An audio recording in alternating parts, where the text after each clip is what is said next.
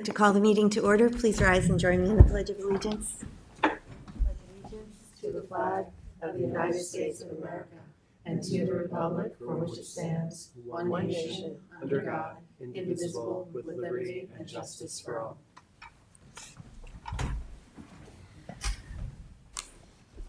Madam Clerk, would you please call the roll? Supervisor Moore. Here. Councilwoman McNamara. Here. Councilman Iacilli. Here. Councilman Pell. Here. Councilman Martell. Here. Thank you. All right, we're going to start the meeting today with a presentation update on operations on the Steinbeck House. And with us is Diana Howard, co-president of the Steinbeck Advisory Board, Julie Green, our town historian, and we'll be joined momentarily by Jackie Fenlon, our Community Preservation Fund Director. I know last time, Diana, you made the presentation from the podium. Would you rather sit up here with us? I was thinking last time I had a PowerPoint and it was too hard to see. The print was too small. So I just, instead of doing that, I just made copies. I thought if you guys don't mind sharing. If you could give them to me, please, so I could stamp We'll them. take them here first. Thank you. I was going to do more, but then I found out how much color copies cost. Could you give them all to me? Sorry, Diane, she needs to stamp them all. Oh, I'm sorry. That's okay. Records management. Do you have enough for everyone, or? I was going to ask them to share. Okay. And then I've got my copy.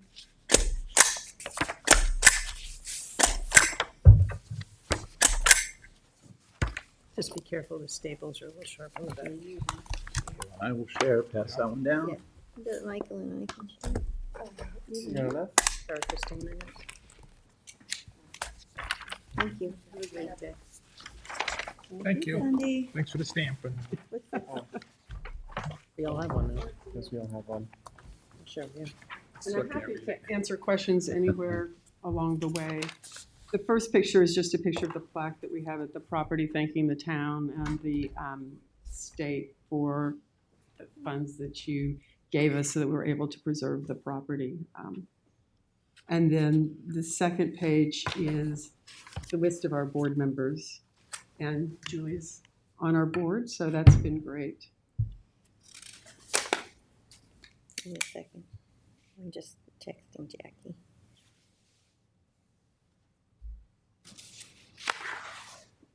Okay, sorry. Continue, please. And our job is really community outreach. As you all probably remember, we partnered with the Michener Center at the University of Texas, and they run the Writers' Retreat. So that's sort of their responsibility, and our responsibility is community outreach.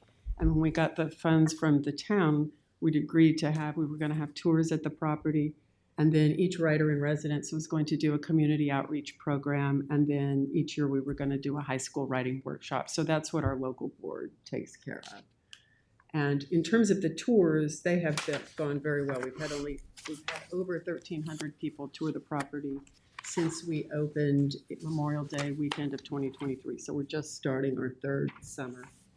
So I've included some pictures of tours. And with the tours, we have the schedule on our website. We have volunteer docents that lead the tours. On the holiday weekends, we have the Hampton Hopper that picks up the guests right now in front of Barron's Cove and then drops them off at the property and takes them back. And we did that because I'm sure those of you who were on the council then remember we had pretty extensive negotiations with the neighbors because it's such a quiet lane. They didn't want people just sort of streaming down there all the time. And so we have tours on Saturdays just from 12 to 4. And then on the weekends, the busier holiday weekends, we have the Hopper. And I was telling Councilman Martell beforehand, we had a cocktail party at the house last Friday to thank the neighbors. And a number of the neighbors came. And I think it was good sort of outreach. We really haven't had any complaints from the neighbors. That was a nice idea. Yeah. That was John Avalon's a co-president, and he lives very close, and then one of the other neighbors suggested it, and it worked out really well. And we were able to have our docents there too because I missed it. Well, I docent there too. I help give tours and stuff because it's such a special property in the town. So I was away nationally. Ah, too bad. Yeah. But the thing about docenting is, I think it's really enjoyable, but it's a solitary thing. You just lead a tour group, and so by sort of including the docents, we're trying to build a sense of community among the docents also. Yeah, so the tours are, so it's available for viewing every Saturday, but only the exterior, and then to go inside the house, it's 3 or 4 weekends a year? It's Memorial Day weekend, Labor Day weekend, and Columbus Day weekend. And it's just about every Saturday. In the summer, it's 2 Saturdays a month, 2 Saturdays, November, December, every Saturday. And that schedule change, actually, there's a schedule change last year that was made, right? If I'm We Memory talked serves me about right? it. Yeah. I don't think, it never got. never, okay. So we continued to be open. I mean, one thing we'd asked about was the possibility of being open just 2 Saturdays a month, January, February, March, because it's harder to get docents when it's cold, and we really don't have many visitors. The visitors don't really start to pick up till April or May. And so it would, and then one thing we did last spring, which I think worked well, was because there wasn't a writer there over President's Day weekend, we opened the house that Saturday, so not the whole weekend.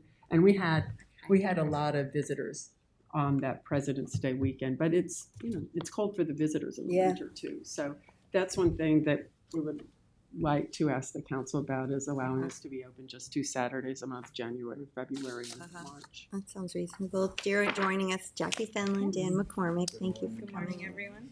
Morning. And then I just have a sheet about the tour attendance too. So as I said, we've had only over 1,300 visitors since we opened. And it was interesting, this was our best Memorial Day weekend. The first Memorial Day weekend, we had 140 visitors. The 2024, we had 118, and this weekend we had 143 visitors come through last weekend. So I think part of it is we're learning how to get the word out. In the beginning, we would just take out print ads in the local newspapers, and then we realized we needed to go online too. So now for those weekends, we're doing the 27 East, and then we pay to be in like the weekend calendar update thing, and we're posting on Nextdoor, and it seems like we're getting many more people from the online than we did from the print ad. I also think the longer we're here, more people know about it, and then they tell their friends. One of our newest docents has a daughter in school in Sag Harbor who's in 5th grade, and she said she was talking to the parents of her daughter's friends and sort of spreading the word. So I think the longer we're here, we get the word spread. This was just interesting, I thought. After the holiday weekend, one of the visitors who goes by like Southampton Daily or something, I mean, he did this great reel, I'm trying to use the right words, reel on Instagram and Facebook, and it just sort of showed up, but it was just fun to see how much the visitors enjoyed the property over the weekend. And then he tagged so you could see. So yeah. Which is great.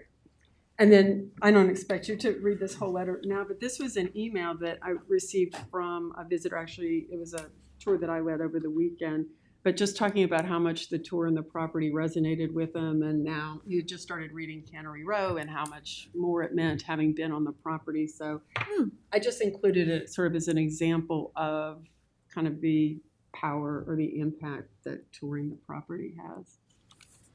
Can I ask a question? Sure. Obviously, I've toured the inspection deck, and I've been out there as well as Julie numerous times. I had one inquiry. The second floor where that wonderful submarine stairwell goes up to the bedroom area. Is that the spiral? Is that available to the public at this point, or is that still closed off? We were just sort of nervous about letting people go up there. So we haven't let people go up there. I mean, I guess we could, but it just kind of makes me nervous. And I understand your concern. There's like a as an attorney, I bedroom understand loft that area. concern as well. So, right, it's a second-story area where the Starmek family had at least one, if not 2 beds in that area with bookshelves surrounding it. It's a beautiful spot. But that stairwell, I understand, is a little not a full challenging. headspace little- upstairs. I mean, no matter when you go, like, to even historical sites, there are places that have a chain across them that you can't enter, so. That's- Understood. And you can see it, and we do point, and Julie knows this too because she reads tours, we do point out that that's where his children stayed, and, you know, you can look up at We the, have photographs that we could, or in a binder to show people what it looks like upstairs. Yeah. Because it is, you know, The only other place that's tougher is the BB windmill to get up. So, yeah. It is. It's a narrow spiral staircase. Yeah. The other question I had is on the pool. What is the status of that? It is still covered. We're trying to raise funds. So, I mean, what we would love to do is turn it into a very shallow water feature, keeping the shape. And because it's a white cement, almost amoeba shaped, and it's one of the first, if not the, Julie might know better than I, but one of the first in-ground pools. In the area, yeah. But again, we've been worried about keeping it uncovered with people Safety and going maintenance, yeah. through. Alex Rachel, who is on our board, whose family has Rachel Lynch Pools, has done a proposal, and it'd be somewhere between $15,000 and $20,000 to do that work, and that's with them donating a lot. I mean, that would be mainly we'd be paying the people who worked there, but they're donating a lot of the supplies. So that's kind of in our list of as we fundraise. Things to do. Things to do.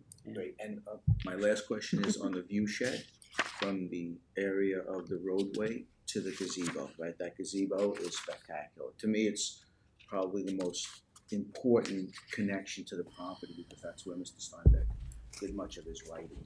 And in the original easement, the town board wanted to maintain that view shed from the public area. So even if you didn't have access to the grounds, you could literally stand on the roadway and look at the area where Mr. Steinbeck actually did his writing.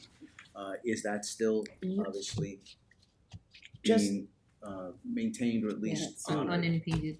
You can't see it from the road. You can see it from the driveway.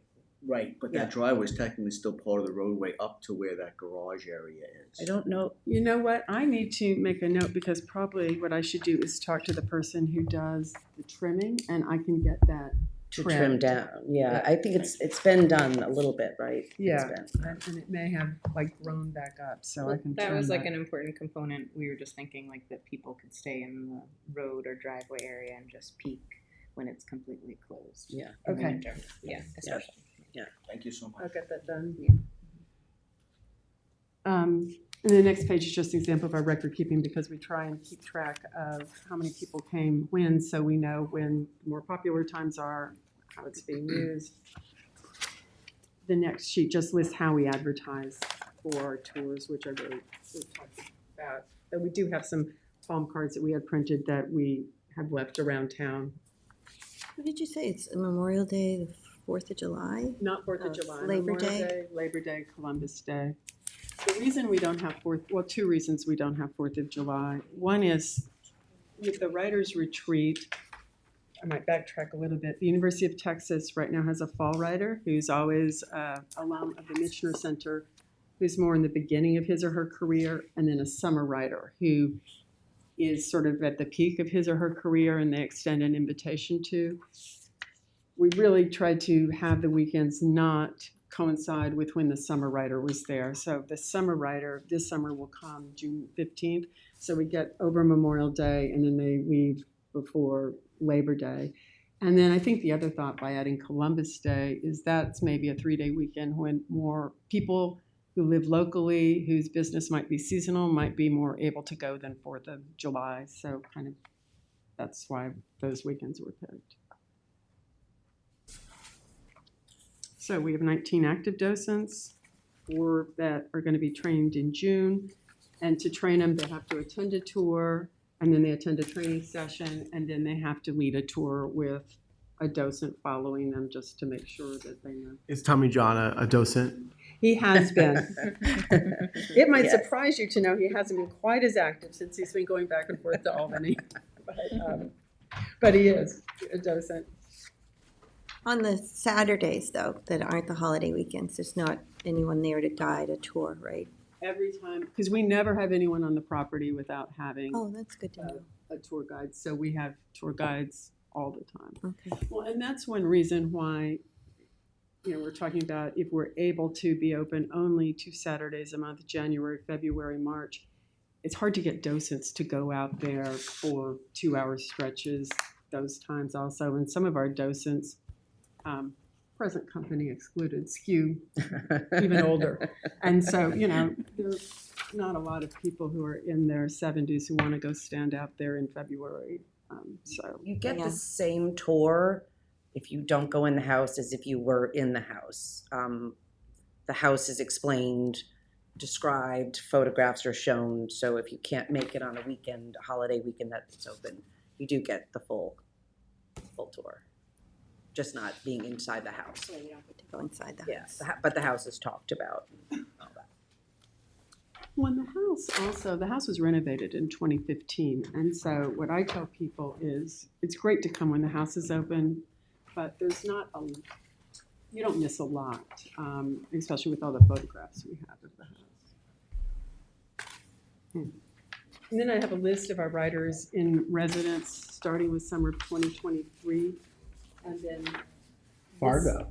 What? Fargo. Yeah. Yes. Noah Hawley, yeah.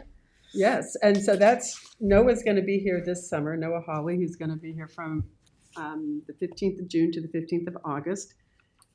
He's won an Emmy, a Writers Guild, a PEN, Critics' Choice, Peabody Awards, and screenwriter for Fargo, Legion, and then Alien Earth is going to premiere, I think, mid-August. Wow. So, It's pretty cool Yeah.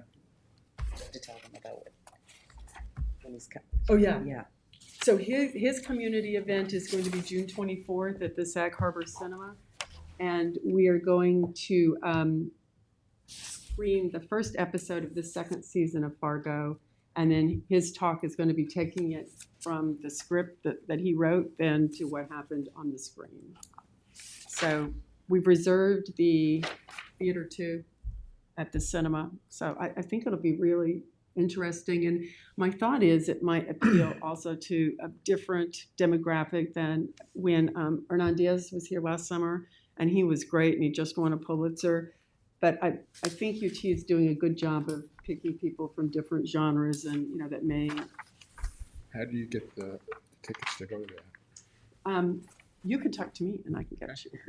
They're free, like all our community engagement events, because of the CPF funds that we got are free. They'll go up on the cinema website in the next week or so. They're just kind of finishing some of their verbiage for how you get the tickets. But I was going to say, they've told me that I can reserve some seats. So if anyone here is interested in going, if you just let me know, I can make sure that we've got some seats reserved. Thank you. And right now, our plan is to have a reception on the second floor of the theater afterwards. nice. Very nice. One nice thing about having a screenwriter who has been very successful is we talked about a reception, and we told him we couldn't pay for it because we don't have any money. And so his production company is paying for the reception. So that will be.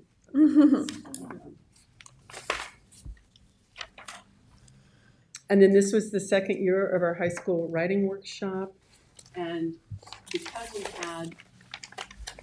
had students from 6 schools come, so there were too many to actually do the workshop itself at the house. So what we've done is we start with a tour of the house, and then we go to the library, and that's because there's more place to work there. And so here are the schools that have come this year. And most of these schools, the Ross School was new this year. I think all the rest of the schools were there last year, and we're still trying to we weren't able to get Southampton High School or Bridgehampton. I mean, we've reached out a lot, but the ones who've come have really enjoyed it, I think. What's it entail? So it starts with like a 1-hour tour of the house, and then the Hampton Hopper, who's been very nice to us, donates a ride for the students from the house to the library.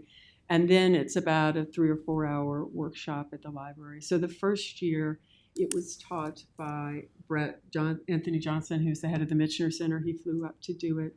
This year it was going to be taught by Susie Merrill, who's on our board, who also works at Stony Brook and is really active there. She had a horrible fall though, like 2 days before. So we had Chris McLean, who teaches at Stony Brook also. He was the one who led it, and he was great because he jumped in with like 2 days notice after Susie's accident. So, but I think it's been really fun for the Diane, students. may I ask, all the schools attend the same day? Mm-hmm. Okay. Thank you. And it's just one day Just one day, a year? a year. I think the 24th is a Tuesday. Yes, it is. It's a town board. town board meeting. Town board meeting. Can't go.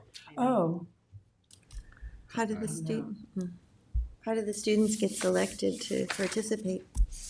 they're schools. So we have reached out to the schools and then told them about the opportunity, and then the schools select them. So I know that at least some of the schools, I think this year focused more on perhaps sophomores or juniors, thinking that because of the time of the year, also the students who came, it would allow them to put it on their college applications that they were selected to go. And we've talked about trying to move it to the fall. It's been the spring the last 2 years, but our thought is if we're able to find a date in the fall that works, then even if you were a senior, you could have it on your college application. And so these are 2 students per each school? For each school. Oh, just two. Yeah.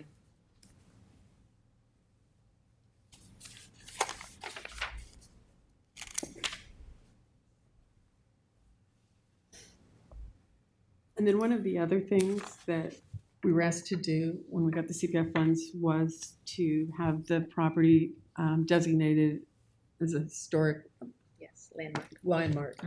So it has, the Village of Sag Harbor has done that, and June 11th is our hearing before the Historic Art Preservation Office for state and national designation. And Julie has helped us get a letter for Supervisor Moore to sign, and I think Julie was going to sign it. And I just got the draft of the letter that the Village of Sag Harbor has written to support it also. So anyway, hopefully they'll vote yes. Where is that hearing? Probably in Albany, Yeah, or that's what I was thinking. Saratoga Springs, I think they're located. I'm not sure. Okay. but, yeah. They're just, everything's gone to the National Park Service, because the state and national landmarking run hand in hand. So everything gets sent to the National Park Service. They make the determination, and then it comes back to the state. So that'll all happen in a couple of weeks. Keep us apprised of the I will. status. I actually spoke to them yesterday about all of it. So Great. I think it's a, So it's gonna happen. it's just a, But, and that will allow funding for the foundation to go for funding that the state Other- offers other for grant historic funding, yeah. preservation. Yeah. They visited, I do know they did a site That's visit right. about a month or so ago to look at the property. Yeah, he thought it was great. And of course, the writing pavilion was, they were in awe of that. That Steinbeck actually built it, and Yeah. road in it is just, not many places like that. Very special. And it's still in pretty good shape. I mean, I haven't been there in No, a year or so. it's even better now that there are Yeah. people on the property, you great. just need that human touch, so. Yeah. Well, and one thing that the University of Texas has done also, in addition to running the writers program, they have hired a property manager, so they have someone there who looks out after the property. This fall, they hired Jackson Dodds and they trimmed all the trees. There were a lot of kind of dead limbs, and again, in terms of liability, I was worried about some of those limbs and the tree in front of the front door. So anyway, it's been good. And then the last thing is we have been awarded 2 grants by the town, one for the living shoreline, one for the nitrogen reducing biofilter. We've had Chris Kelly at Toomey Latham looked at the living shoreline contract. An issue is just because we don't have money. I mean, the reimbursement grant is a little hard. And so he had some comments to that we've sent back, and we're just waiting to hear. And our thought is if those comments were accepted, then we might try and make the same comments on the nitrogen reducing biofilter one to have payment go directly to the subs. So that's just sort of in process right now. Do we have any water quality funding coming into that, or? They're both water quality projects. Right. Yeah. So one is for the IA system, and then one is for the engineering for the living shoreline. I forget how much each one of those was. The living shoreline was about $14,000, Yeah. and the biofilter one was about $60,000, I Yep. think. And you're just waiting for the reimbursement? We're waiting for comments on the contract. They're in the contract phase. Yeah. Okay. So, Good to know. but I'm happy to answer any other questions anyone might have. Did you discuss the one parking space? No, we didn't discuss that. So one of the requirements was for 7 parking spaces, but they were just requesting to reduce it by 1, which I think is appropriate. To have 6 spaces, you know, part of the public hearing components where we heard from concerned citizens that we want to keep this residential in character and low key, and they said they've been really doing well, which is kind of the existing parking configuration. So that's one other thing. So 7 had been, I think, required, but I'm fine with, you know, minimizing that to 6. But why? Did someone complain, or why do you want to reduce it from 7 to 6? It's currently 6. Oh, And they'd have to do They'd have major, to do more improvements and kind of change the feel of the driveway and the design configuration. and that's if they what were the gonna go to board 7. had originally required.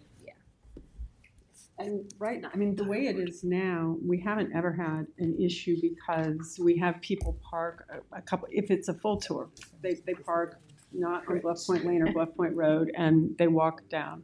If it's not a full tour, and especially in the winter when it's not full, I typically just text the people who are coming on the Friday before and say, ignore the instructions you got, and you can just park at the property, because there's room for at least 3 or 4 cars in the current driveway.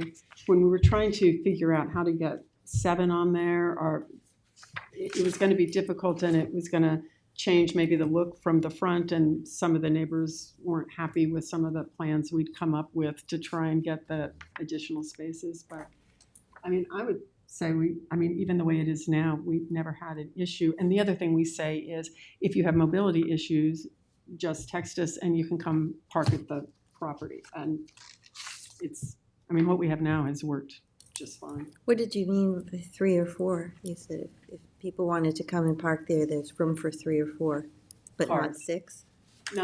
Not the way it is now. one's in the garage, right? Yeah, we've got 2 spaces in the garage, and then we could get at least 3 easily on the driveway.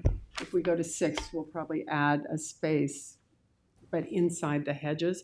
If we had to do 7, it would be difficult because we'd have to maybe do something on the road, and that the neighbors were not very excited about. Mm-hmm.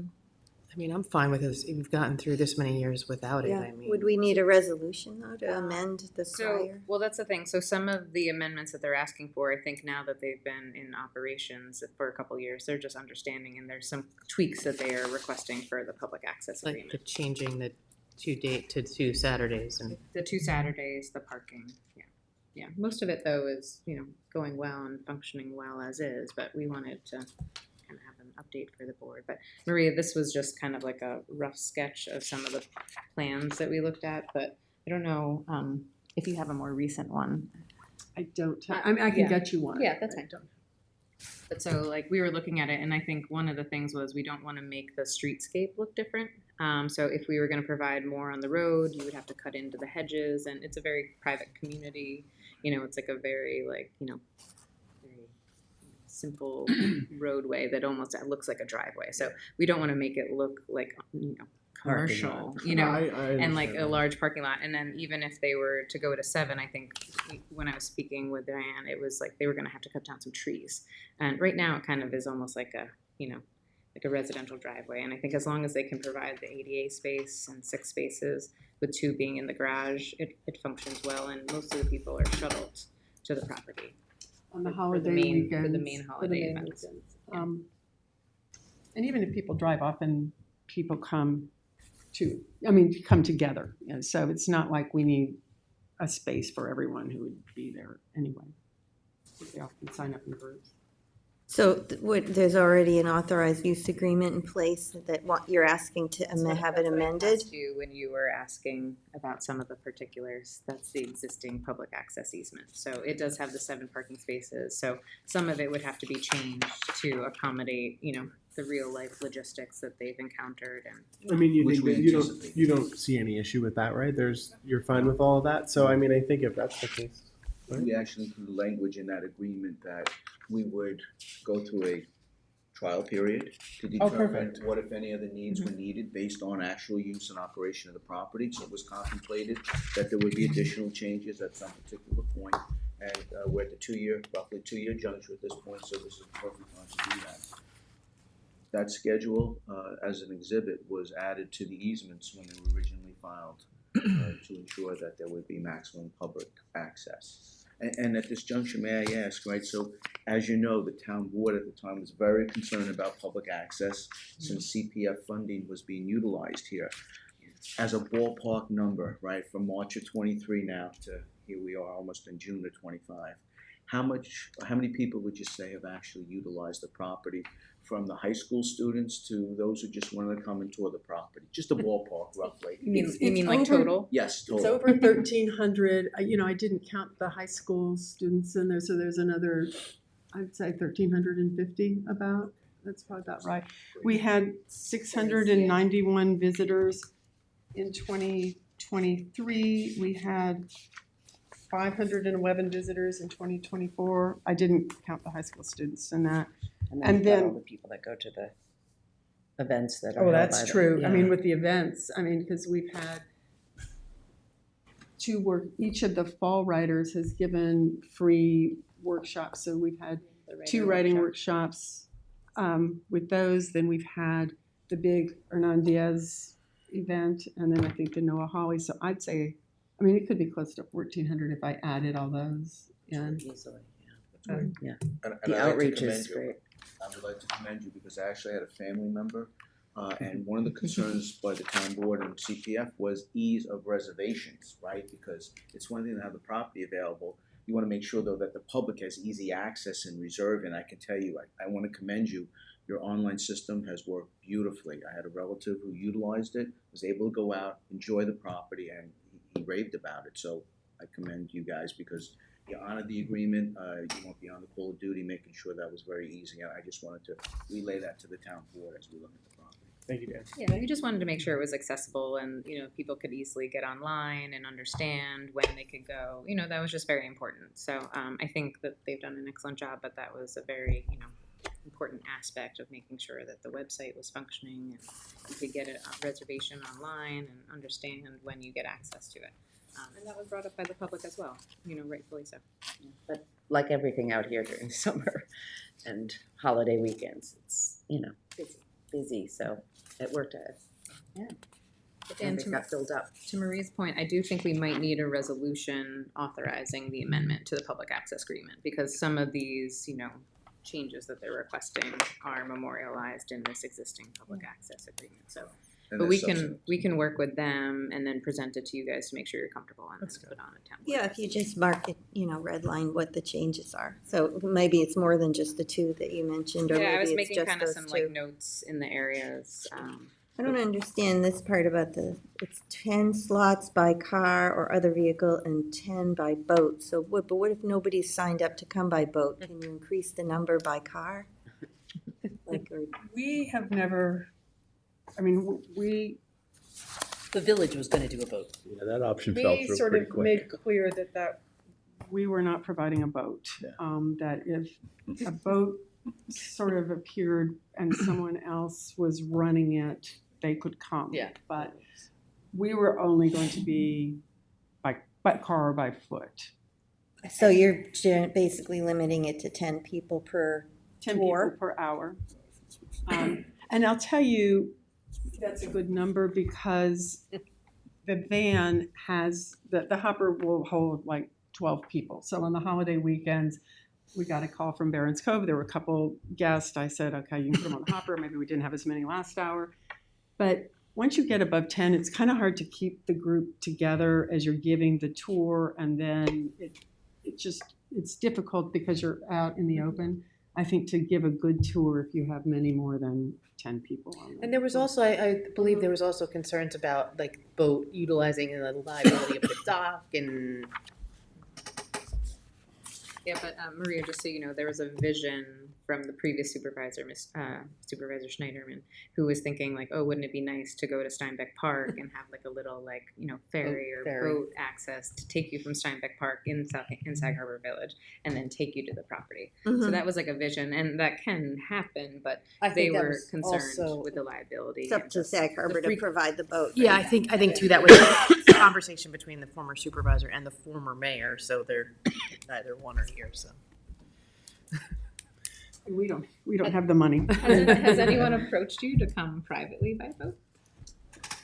People have approached us, not for a tour, but, and we've just, and again, I mean, I'm a former attorney too, so I get very nervous. It was like, no on the spiral staircase, no on the dock, no on the pool until it's a water feature. I'm worried, and we have double insurance out there. I mean, UT has its policy, we have our policy, but still, I worry about that. Yeah.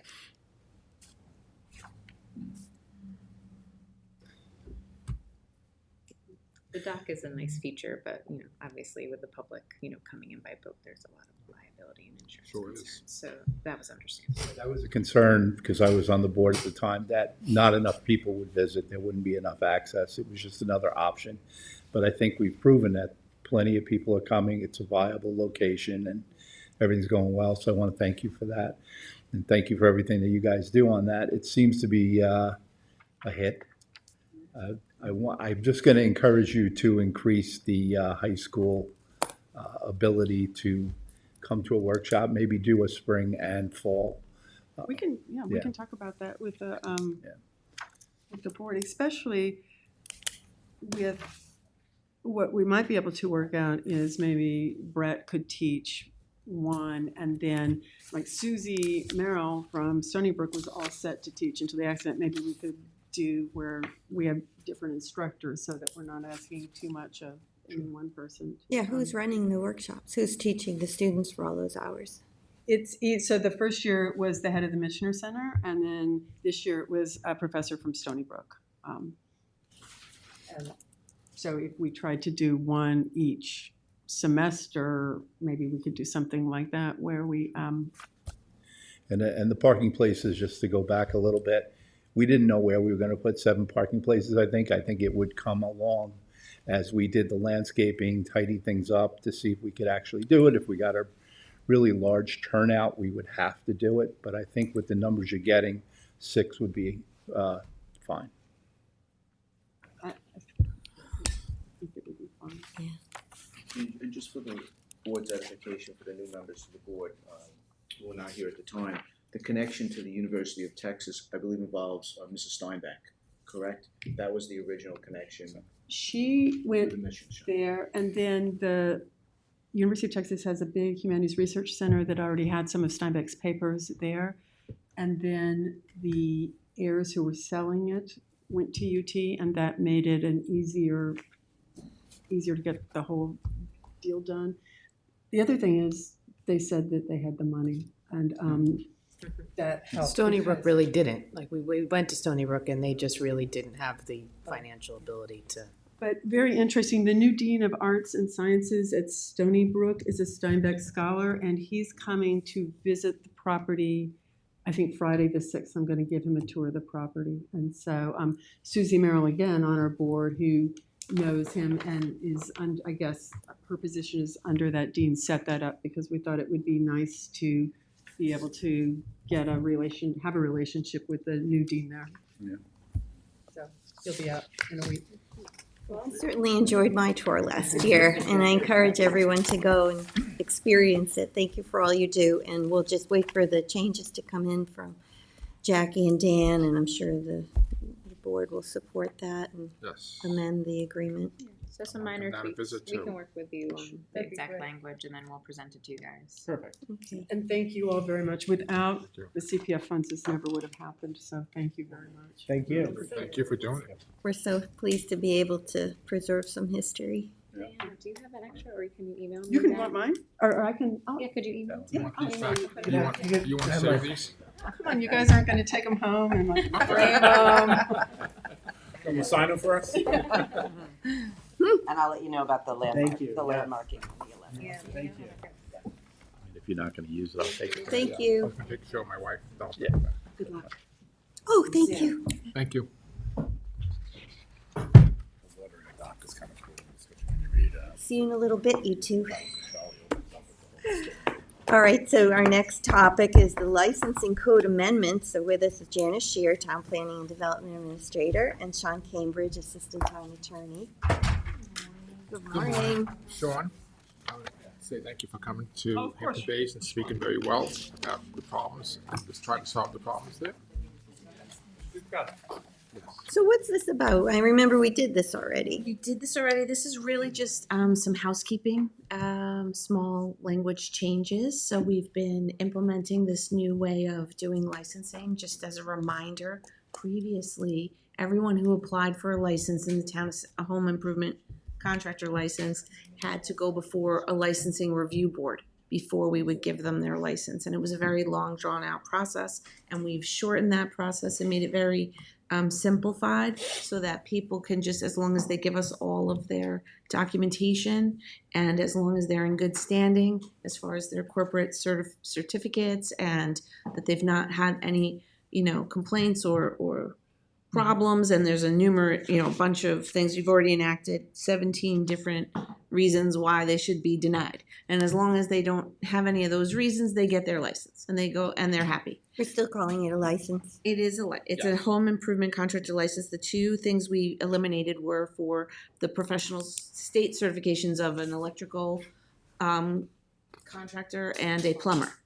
So those things are out of that code now, and we added some other ones just to make it more clear that those things are defined, things about repair, remodeling, so people can trust that someone who gives them a quote or business, that they're a legitimate company and that they're engaged in this, and they have to do that. Any contract over, anything over $500, actually, according to this law, requires a contract. Right, So- and the state law. And So- state law. Yeah. So this mirrors is all of that. administrative now, no, though, right? We don't need a board to review all the The applications. only thing now the difference is that, so there is no longer a license review board. Mhm. Now appeals, so if someone does get denied, or there is a complaint, they go to the Public Safety Commission, the board that deals with like alarms and that sort of thing. So they look at it.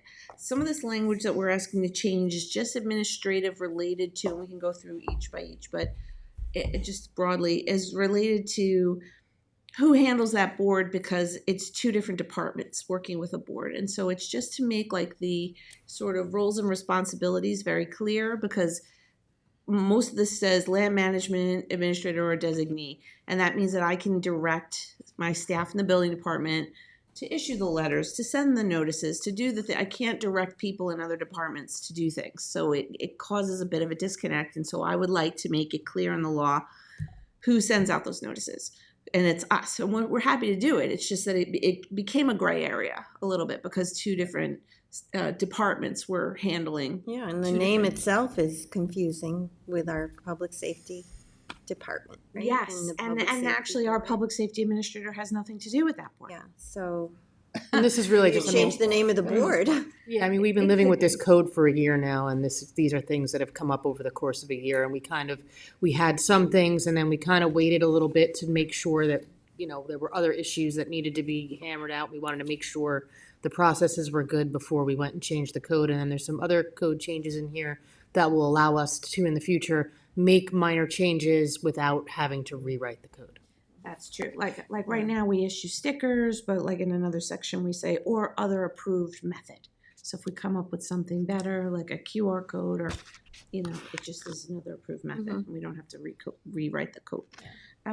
So it's mostly housekeeping. Yeah, if I you would wanna say it's kind of the growing pains of, this has been a 2-year process now. We're the second year into it. And of course, we're going to have some tweaks and Of things. course, that I need think to- it makes perfect sense. Come on in and talk about, after you live, like Cindy said, you live with it for a while and then you realize, well, wait, we can make this a little bit.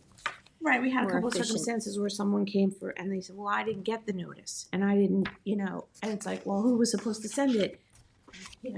Oh, yeah.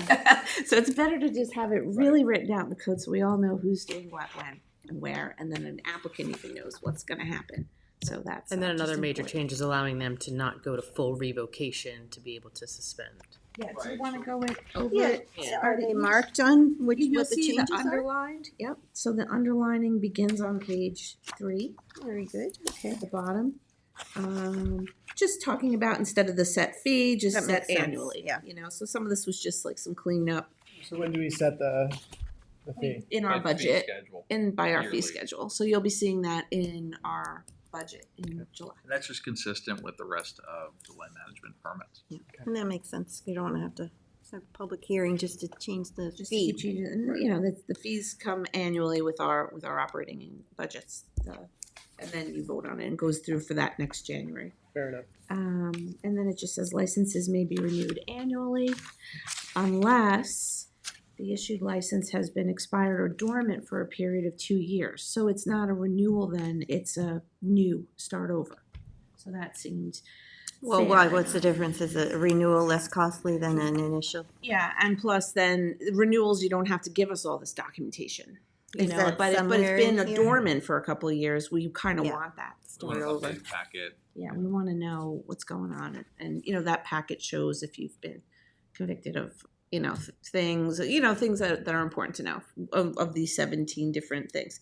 Is there somewhere where it says that a renewal is a separate fee and that Yes, in the fee less schedule. documentation is required? Like what's required for a renewal? Application requirements talks about licenses or renewals that they have to do an application and fees. So I think we're setting the framework to do an in violation fee and a fee schedule, which is consistent with building permits, rental permits, all that type of thing. I was just talking about this No, part it where doesn't you make the say, where distinction. you That's a talk good about, point. it can be That's usually renewed done by fee annually. schedule. It's just sort of like the time frame. If it's a year, and then they can renew it. But if it's over a year, it's a late fee. I mean, the And significance. then if it's dormant, like you haven't, and people just renew indefinitely. They keep renewing but if they haven't done anything for a period of 2 years, it's new. So in the fee schedule, it says renewal or new, but looking at the application requirements, it's not that much. Where is that? Oh, yeah. So would you, 143.7, it would you says. want to add something renewal? This is what's required? I mean, I don't Yeah, want you I to think that's a do good it. point. I'm saying I that think the it's intent almost here the was to same. capture businesses doing business in the state of New York have to register with the Secretary of State every 2 years. So we don't want to have somebody have an expired corp with the Secretary of State and get a renewal on a license here. So it's building in that time frame to make them do a new application and make sure they're current with the state. Yeah, I get that. I understand what But you're if saying. it's, a if you're different renewing it procedure for because it's renewal. less than a year's gone by, what do you have to submit versus what do you have to submit for the new one? Or maybe that's somewhere else, you don't have to actually list it. It just, when you said it, it made me think, oh, what has to be No, that's a submitted good on a point. renewal? Let me Say it a note word about that. I that. think that's a good point. It's not clear. So while we're here, I mean, it's a good thing Yeah, to while we're delve doing in it. here and tinker around, make sure it's all good. So again, that next thing in B, again, you'll see a fee that then just says set annually. Moving over to page 5, you'll see on the bottom, it's again referring to licensing review board, which is no more. So we just cross that out and just call it licensing procedures. Oh, I'm sorry, up above, there was a section, I think this was just a Scrivener thing from before, but it was, it said applications to set forth the following, but it had no letter. Yeah, we're just looking to capture trade names. People Yeah. often will file DBA certificates and say, well, I have a license. And the homeowner has hired, corporation X and they're registered as corporation Y. Right. So we just want to have them disclose any kind of alias they're What operating. page are you on? So this is 5. 5.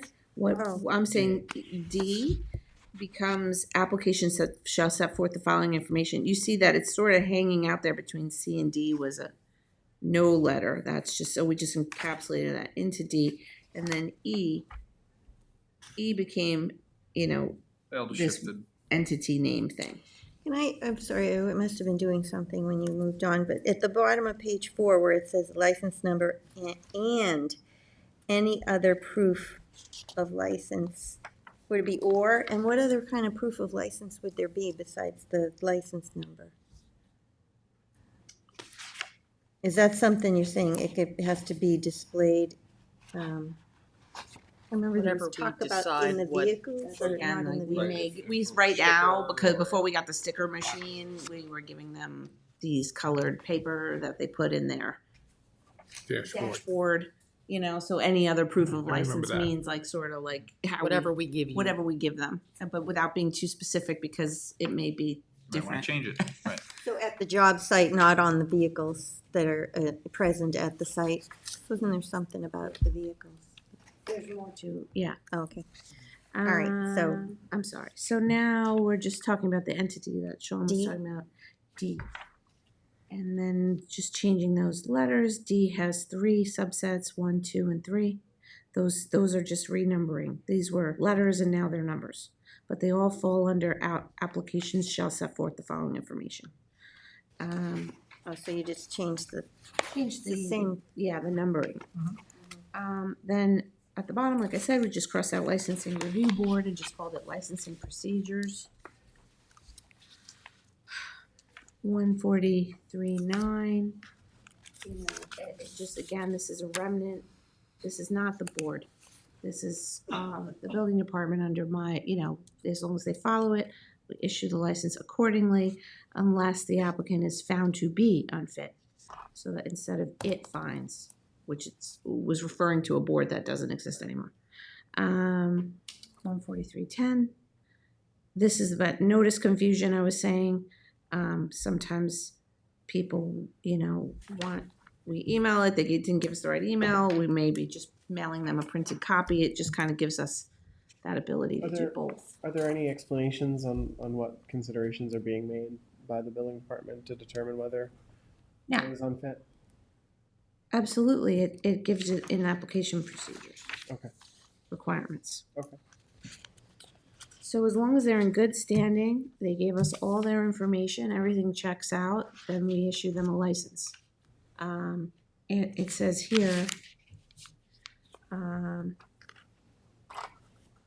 these complaints then get taken up, but if they're unresolved, I think we would just end up denying them. If we found an unresolved complaint, we'd probably deny them the new license and they'd have to go to the One appeal. of the common grounds is failure to disclose.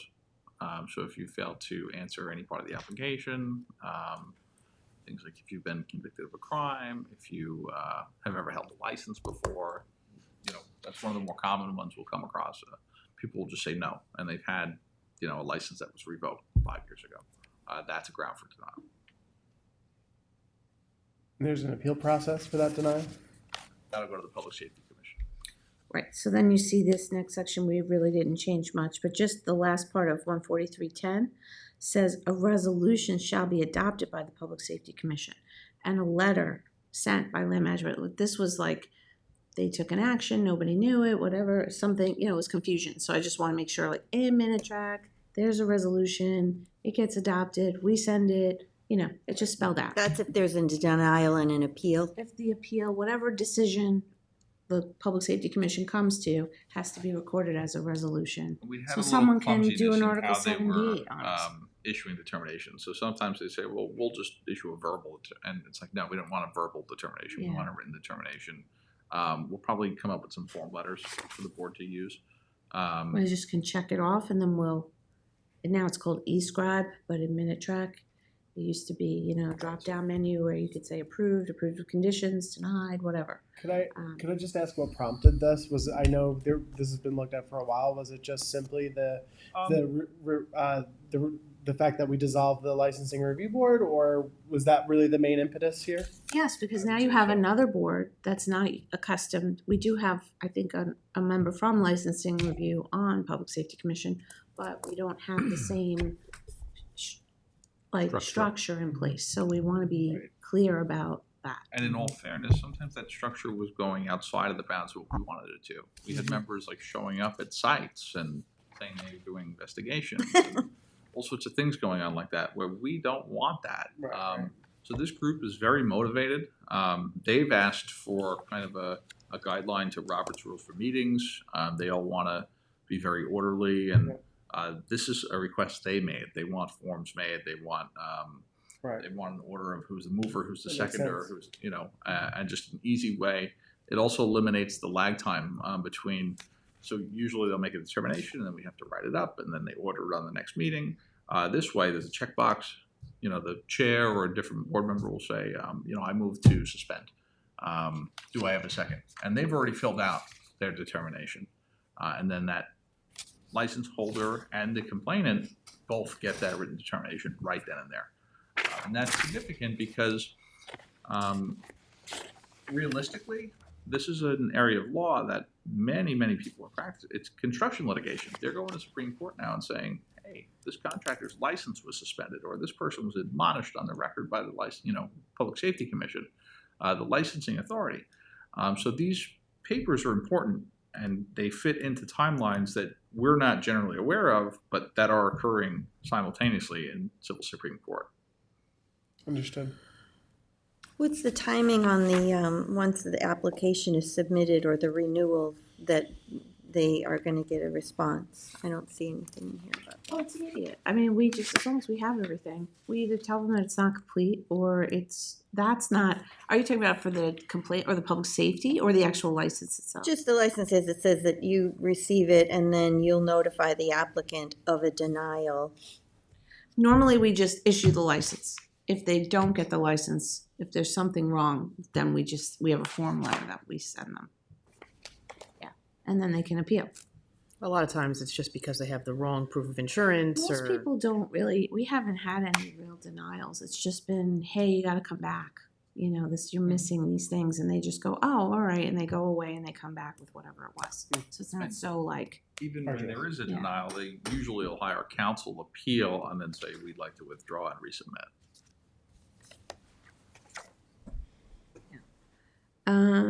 So then next section that has an underline is on the bottom of page 7. Again, we used to go to the license review board, and then in this last code it was changed to Public Safety Commission. But the truth is, somebody doesn't need to go to a board to determine jurisdiction.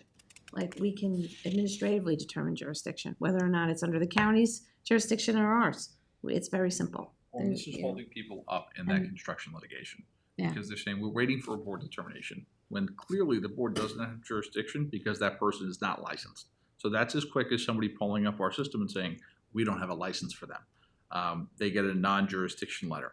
And then they're going to take that piece of paper and go to court and use that in their litigation. There's no reason that we need to hold them up a whole business quarter for that form letter. Yeah, it takes 3, with the Public Safety Commission only meets 4 times a year. So that's just, we could do the jurisdiction, suspension or revocation. This is a new section that we're saying. It used to just be like, oh, you did, someone came complaining, let's say, you were found to be, that be warranted. The only option was to say your license was revoked for 1 year. Right. Sometimes the board, it's my understanding, it's not necessarily egregious, but they want to do something.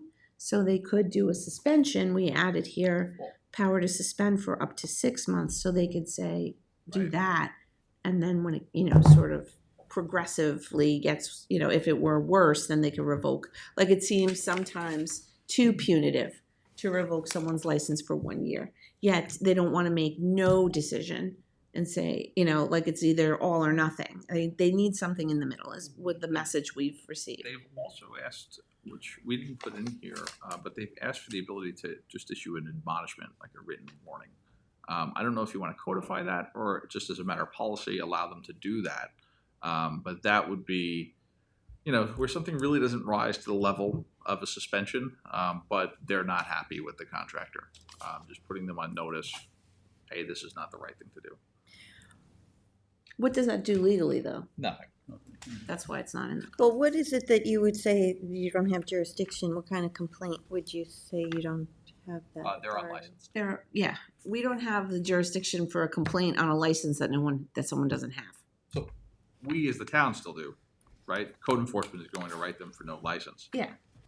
But this board doesn't. But the Public Safety Commission doesn't have jurisdiction to hear a matter on a licensed individual if there's no licensed individual. That's what jurisdiction is all about. Or it could also be, this is a Suffolk County matter, and they go, and we send a letter. So we get letters from Suffolk County being like, this is in our jurisdiction, this is in your jurisdiction. Or if it's a state license, and we do the plumber same. or We send it electrician. back. So the contractor has no license, the electrician or the plumber or whatever. And So the town goes after them. Who? The town just issues them a violation for working without a license.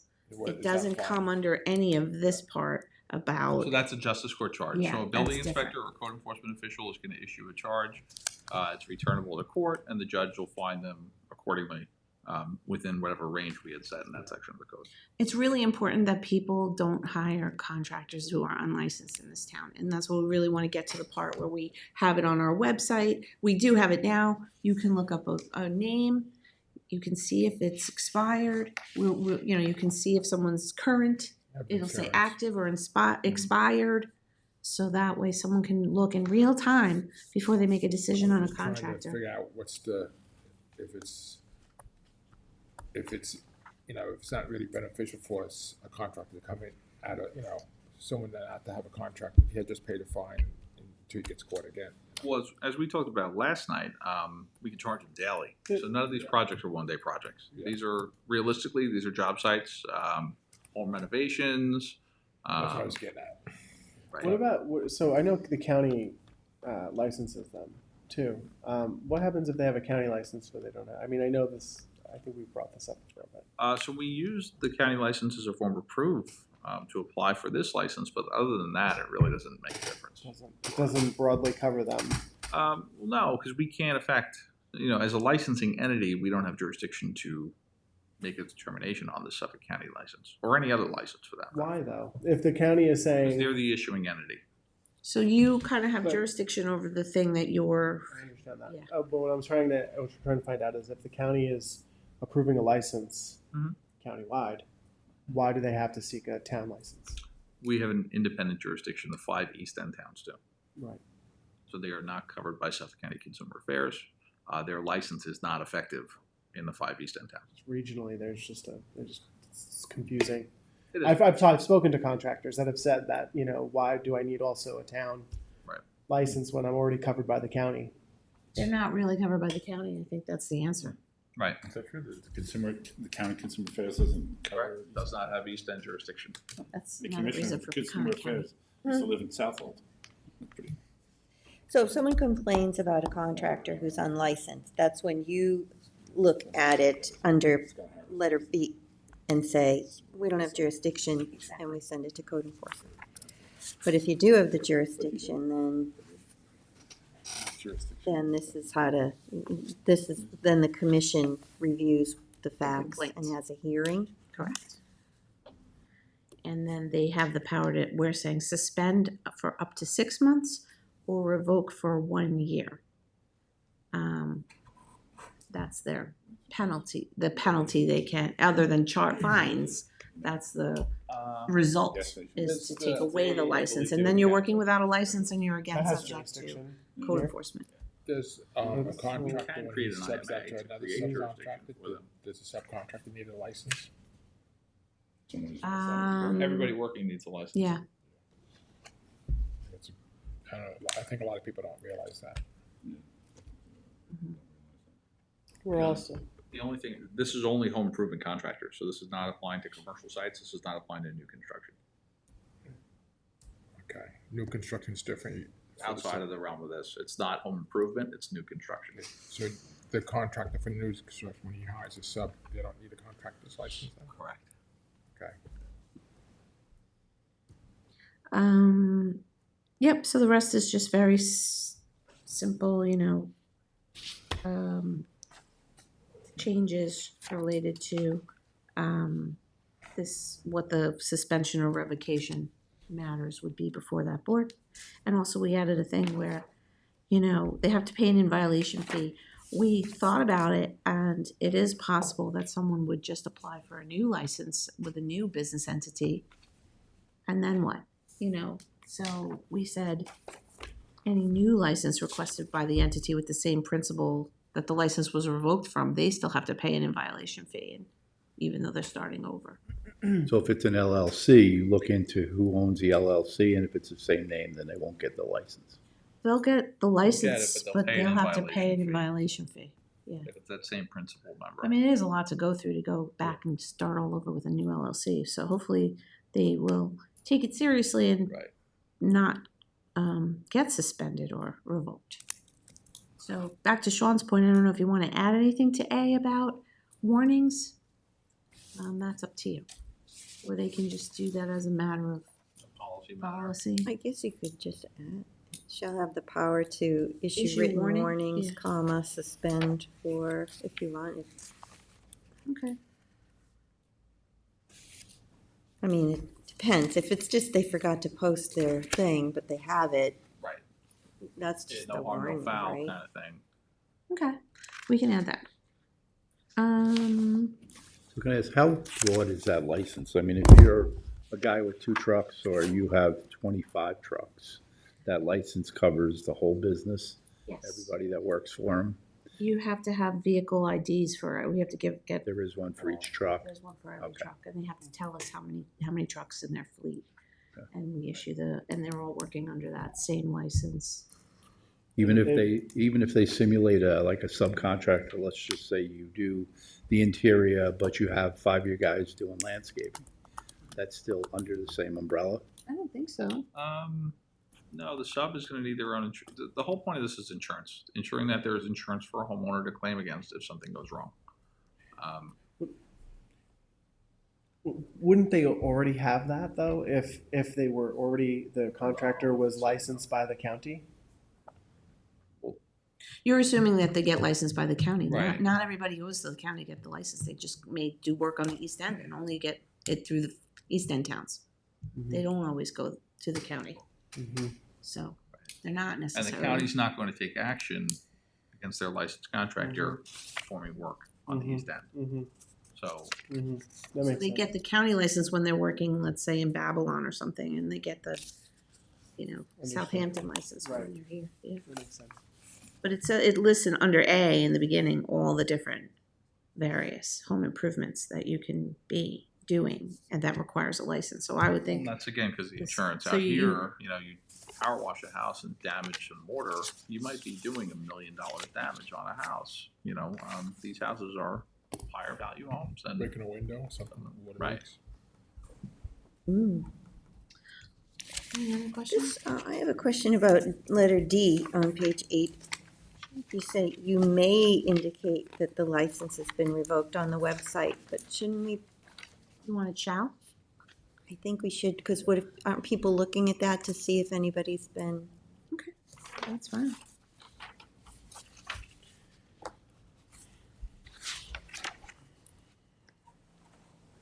okay. Yep, and the rest is just more housekeeping, changing the name, crossing out licensing review board over and over, adding either, and then there's some cooperative agreement with the village. We've been meeting to go over like those agreements, as far as getting licensing through the town, for the villages, so we have those to finish out. yeah. And we wanted to make sure that our code was matching what we're trying to work out with the villages. Well, that and you have to really consider, is that something you still want to do? Because in a practical sense, it makes the town kind of the bad guy. It's like, oh, we'll send you to the town, we'll suspend you, and you can deal with the town. For something we're really not involved in otherwise. So, But the problem is that most contractors that work in the town also work in the villages. right, for a matter of, efficacy, you don't want people to have to get 7 different licenses. No, and I also think you don't want, if we have somebody in the town that we have revoked their license, they shouldn't be able to work in any of the villages in the town either, so. So I we just agree. need to really That's lock these down with IMAs if we're gonna continue this. And, the villages need to understand this board is going to do what it's going to do. It's not necessarily what they'd like to happen. It's When what the I've board's gonna talked to hear some of based them, on they facts. haven't really had an issue with, The village is already licensed also? So No, they they don't do send it anyway. contractors to us to be licensed, yeah, and we need in IMAs updated with all the villages that wanna participate with us. Right. That's the end goal, is for you to enter into intermunicipal agreements where they, just like the electrical inspections, very similar. Instead, it would be they're agreeing to follow our licensing procedures and send people, oh no, you gotta be licensed, their code enforcement would cite people for not being licensed. But that's about it. Everything else happens through us. So if somebody in a village has a complaint against a contractor, they'd bring it to the town's public safety commission. Right. Yep. But there have been miscommunications where villages have sent new construction, for example, and we're issuing a non-jurisdiction letter.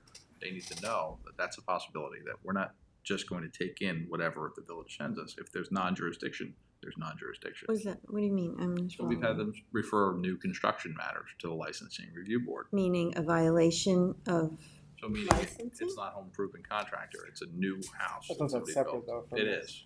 But It's the not, villages yeah, it's not covered under this. sometimes have not been happy with that answer, that our law is not covering new construction. I think it has to just be clear in the IMA. Yeah. That that's what it is. That's what they're agreeing to. It's home improvement contractor, not new home Not new home construction. building. And we can regulate that in the future if the board's inclined, but we need a different code section. That's a so if different somebody animal. can just go in and build a home, but we're only regulating repairs and renovations? Yeah, but Additions sense, and yes. all those things. But most of those contractors end up getting a license anyway, because let's face it, if you're building a home, you're doing repairs to homes too. So they're gonna need it somewhere down the line, so most of them just get it anyway. That's true. Yeah, the majority are. Like if you're a painter and you're painting a new house, you're obviously also painting existing homes, so you need a license, not for the new construction, but you need a license for the. Yeah, I agree. It's just, They all kind of cross over. I'm just noticing here where it says Article 3, plumbing and electrical contractors registration certificate, that should be crossed out. Because we don't require that right there. Isn't that already crossed out? Oh. I should be crossed out. That should just be crossed out. I need you to get you a red pen so you can see your changes. And then just identifiable, the vehicle thing. If you have a contractor, like your thing says Acme, whatever, and you have a license number on there, then you're good. If you don't, then you have to have either a sticker or it says, or other approved identifiable feature, just so that we're covered in case some new awesome technology comes along that we can. But we also may allow them to, like, we had conversations about sometimes you've got a rental vehicle on a job site and you don't want, you can't put a sticker on it, so Yeah, you can put a piece of paper and that has your license number and your business name. It says a town issued Yeah. copy. So we'll have we have colored paper that we use, so that's This is to encourage identifiable people for to mark code their vehicles. enforcement. So if it's an unmarked vehicle, they have to have some evidence. And it was also as a response to, there were some contractors that had brought it to the Trade Advisory Committee that getting stickers for every vehicle every year was kind of tedious, and they were like, why do I need a sticker if you know that I'm licensed and my name is on my truck? And it is kind of redundant, and it saves us money to not have to print those stickers. Right. We would like to add a fee for the stickers if we could. We are getting the data for how much it costs us as an operating expense. Which that would be in the fee schedule when we. Yeah, we would add that in the budget, just so you're aware. But you're saying they can just get a copy of the license and stick it on the Many people dashboard? want the stickers, believe it or not. They hound us. When can I get my stickers? And we're like, well, you can use this paper. I don't want the paper. Yeah, the sticker's Believe a it or lot not, They safer. want the sticker. They put the Well, paper, because guys lose it the papers. disappears, they, Yeah. they got the book over the paper. They want the sticker. Spill coffee on the paper. Yeah, so, we'll charge like a nominal $5 per sticker or something, So that if guys If are anything, showing up, like with your license, in other words, with your license, you get so many stickers, but if you have a fleet of 50, then it's extra, right? So I'm just saying, like, the first, few come with it, you're at regular fee, and then if you're asking us for 50 more stickers, we get to charge for that. I would just put that in there. so the contractors hand up to all their employees that are gonna come in their private Yeah, vehicles? I don't know what they do. They put them in their fleet. They give us the list. We get a list of all the trucks to verify they're all part of the business. We don't just give them for private vehicles. Well, some of them frankly like the stickers because they have every jurisdiction on their window or their door, and they're saying we work everywhere. And they'll Yeah. have, 10 municipalities stickers lined up on their door. Kind of like beach permits. Yeah, it's got like a Right. beach sticker. I need one. But if it has the name of the company, then code enforcement would just have to run it and see if it It just shows has, up. it's just literally like the trustee sticker. We got the same exact machine, same. No, but I mean, if stickers. the vehicle already has the name of the company on it, you don't They need don't one. have to, yeah. But I have to say, they want them anyway. Be safe. I can't tell you how many emails I get about these stickers. I don't know why they're so important, but they are. So we just had to order like all these extra rolls of stickers, which cost money, so.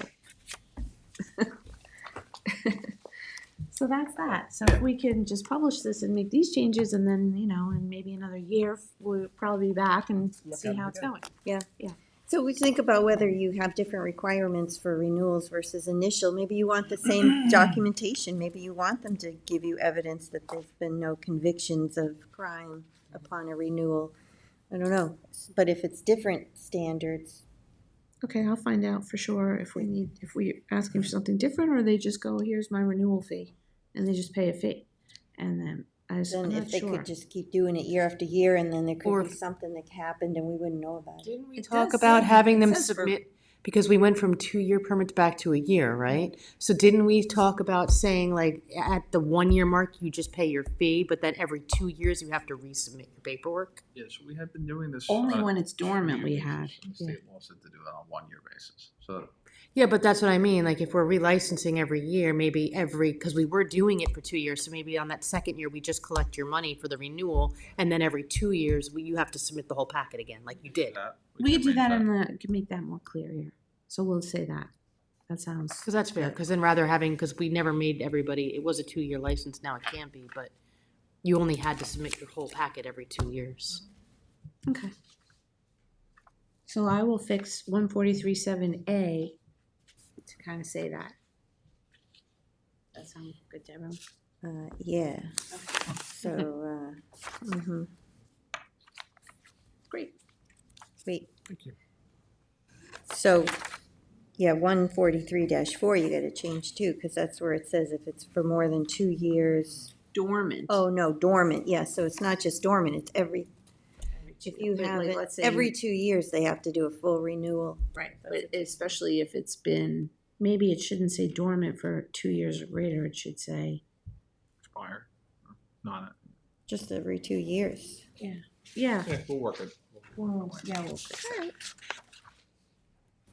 Yeah, thanks for the You cleanup. missed your renewal, and it's now been a year. Here it says licenses may be renewed annually unless an issued license has been expired or dormant for a period of 2 years or greater, in which case a new license shall be applied for with all required documentation. But if we're requiring the documentation every 2 years anyway, you don't even need that, because it's kind of redundant. It would be.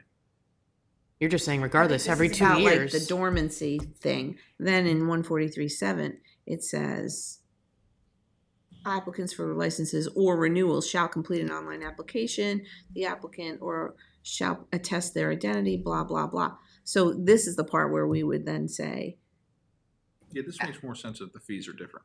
annually, you know, we'll just make it clear. And I can But fix this the- dormant thing. Yeah, the dormant thing is because if we don't fix it, that means that every year they can just keep renewing for the Yeah, renewal we'll fee. fix this. We can take that out and we'll just put it all under 143.7, which is application requirements. Sound good? Work it out. Thank you for your time. I appreciate Thank you. it. Thanks for doing that. Yeah, Thank you. it's always good to look back and, Well, you find out all the yeah, kinks as you go live it through for a while, right? And then, when would you like this to proceed forward, and who would like to sponsor? I'll sponsor it again. And what meeting you thinking? Well, whenever it's ready. 10. Yeah, I'll co-sponsor it too. You can throw me on there too. Put everybody. For everybody? Okay. Yeah.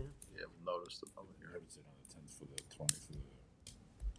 This is chapter 143, so you don't need a month out. You can do it 2 weeks out. That's okay if you notice it on the 10th for the You can do it 24th. for the 24th. Yep, But just, if you don't mind, just give us the changes ahead of time. absolutely. Thanks, everybody. Great, thank you so All right, much. thank you. See you guys again. Oh, we lost Janice. All right, well, that brings us to our town council and supervisor liaison updates. where did we start? I think we started with Rick last time. You want to get us started? Cindy? I had a lot last time. I don't have very much this time. It was just a very reflective Memorial Day weekend. Councilman Martell and I attended the East Quogue Memorial Service and Parade on was it Sunday, Rick? Saturday, what? Sunday. Sunday. I have to say, it was a phenomenal job by the East Quogue Elementary School Marching Band. People thought that they were a high school band. They were phenomenal. They had some of the younger students actually playing taps, which is not an easy feat. And then on Monday, Councilman Martell, Councilman Isilli, and I attended the Hampton Bays American Legion ceremony, which was a very nice ceremony, attended by the Hampton Bays Fire Department and the Boy Scouts and a whole bunch of other groups. So it was a great day. Oh, good. Thank you. Michael? Yeah, so attended the unveiling of the new Long Beach fitness station yesterday with you supervisor, Councilman Martell and Councilwoman McNamara, and it was also attended by the Noyak Civic, which played an immense role in helping move that forward, along with then Councilman Tommy John Scavone. So it was great to see all the work that the Dog Patch Bandits really helped to usher in this great addition to Long Beach. It's such a beautiful location. Great location, and you know, it'll be certainly well utilized. It was also great attending the Hampton Bays American Legion Memorial Day event with my colleagues, as mentioned. Battle of the Bands is going to be on June 6th, just so everybody knows. The Youth Bureau is putting this all together. There's going to be some great music, some great fun for the family. Will you be judging this I year? will be judging June 6th at 7 at Concord Beach. I recommend everybody come on out. Excuse me, Michael. You gotta push the button. Oh, Oh, no. that's okay. No, I think they probably picked most of it up, right, Kevin? Did you hear most of my stuff? Yeah, we heard most of it. Thank you. Thank you for that, though. I also joined Councilman Pell just the other day, along with Tom Houghton and our co-chairs of the Sustainability Committee, Lynn Arthur and Mark McIntyre. We just discussed some sustainability initiatives. I'm sure Councilman Pell will elaborate more on some of that. And just a reminder that the Noyak Civic Fundraiser is going to be Saturday, May 31st at 5:30 at Union Burger Bar. Certainly, if you have some time to get out there to have a burger with them, that would be great. Oh, yeah, that's right. Thank you. Let's see. I similarly went to the Memorial Day event. It was on Monday at the West Hampton Cemetery. It was very meaningful, and the high school band was there, and the fire department, and it was special being with everyone. And let's see, I met with the audit committee because we're going to have the budget coming up soon. They're going to come in and present to us in a couple of weeks, Naraki Smith, about, you know, how they feel about our audit, which was very good, by the way, just a heads up. Everything's fine. Last night I had an EMS advisory committee meeting, and we talked about how we can improve communication for the ambulance departments, and also about some upcoming festivals that they'd like to get looped in on. So I think the police department will help coordinate with them and the US Open people, and we'll make sure everything's ready for that one, of course, and the Palm Tree Festival too. That's all. Thanks. What about you, Bill? Last night, myself and Councilman Rick Martell, we attended Hampton Bays. It's always a good group of people there. They're always very welcome. They have a lot of questions. We showed them the Bel Air plan, the park plan, and I had to ask Rick when he got elected to be on, because he's from Hampton Bays. He actually started years ago on this project to finish up with us on the whole board, and we had a lot of comments. Afterwards, a lot of people came up and said they would really enjoy it and they look forward to be there. And I only had one person said that they wanted to change it. Of course, we always need that one person because he might have a good idea. Overall, though, positive Overall response? Positive. Good. I have the pictures to show the board in exec session. And Janice was there, and Dan and Matt from McLean, who drew it. Scott Howitz, the president of the trustees, were there because the two properties joined together, and the park's going to interlock with the trustees' property to make it a very nice neighborhood area. The kayak, they were worried that there was not going to be enough kayak racks, which is a good sign, and the trustees' property could hold a lot of kayak racks for the neighborhood. And overall, it was a very good evening there. Oh, good. Thank you for doing And that. then, like Michael was saying, we did meet with Tom and Mark and Lynn, and to talk about the future of the transfer station to make it more user-friendly.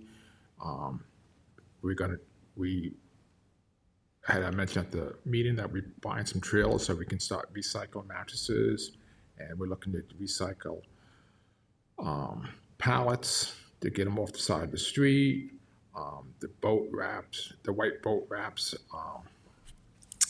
and what they wrap furniture is a big nuisance in the springtime. We're looking to recycle them, and that would hopefully be free so we can get them out of the green bags and into our recycle program. And plus the glass and the cardboard, we What have do you mean furniture wrapping?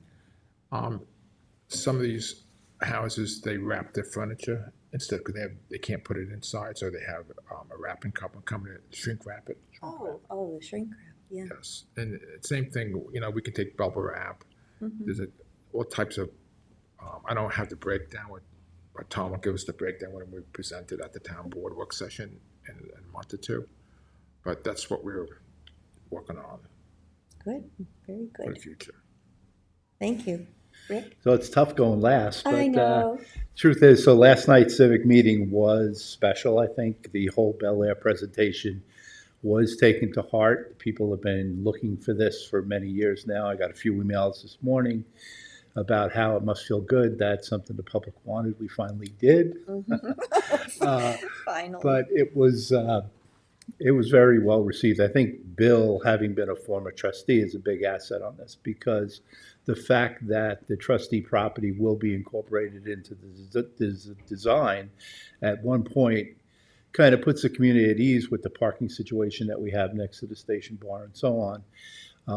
They did want to know why only 6 or 7 parking places, and we do want to pass a park. We don't expect bus loads of people. We expect it to be a nice, natural vegetation and native plants, and people, asked about that. And were we going to be planting any more trees? And like Bill said that, a lot of this we're going to take this in stages. So if something else is needed, we'll be happy to do that. But, at the same time, after we got off and we did the nice presentation, Ryan and Sean got up, and it was all about code enforcement for the last hour and a half. Ryan always does a great job. I mean, he's very clear. Sean was there to give the legal side of it, to really explain what happens when a violation is given and so on. And I think a lot of people got clarity. There were still a couple of people that need to talk to Ryan directly. And again, it's usually what they see over their fence as opposed to what Ryan can see from the road. So there has to be some clarity on affidavits that they can write and so on, and sign off for them to be on their property. But I think it was very informative. There was very, very little feedback for the large group that they had last night. So it was a nice night. Good. I have one more other thing. Oh, please tell us. Thank you, Rick. The last speaker last night said something that really meant a lot to me. He said that he was very glad to see 2 different parties work together on the town board and get a project done and finish it up for the whole town board.